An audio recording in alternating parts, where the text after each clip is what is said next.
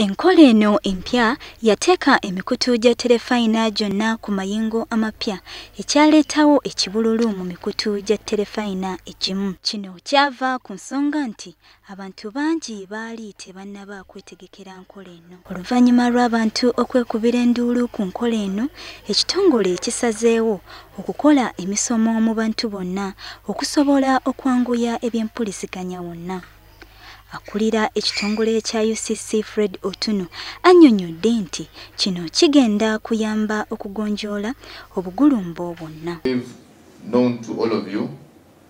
If not, I'll just give something very slight, that it is an international obligation that was set or agreed to by all the member countries of the International Telecommunications Union.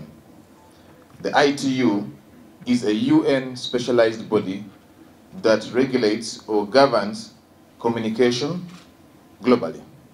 It's based in Bano begasse wamu n'ekitongole ekya Zuku okubunyisa emisomo gino. Ono ayongedde n'annyonnyola nti baakwongera okusomesa abantu okusobola okutegeeza abantu ebirungi ebiri mu nkola eno. Enkola ya digito yatandika mu Kampala n'ebitundu ebiriraanyeewo era nga mu bbanga lya myezi 2 ebitundu by'omu byalo nabyo bigenda kufuna ku nkola eno. Function that we had previously during the analog broadcasting era, but with digital broadcasting you can have HD, which is better sound and picture quality. Electronic program guides. You can actually set your program guide on your TV. You don't have to wait for someone to display it.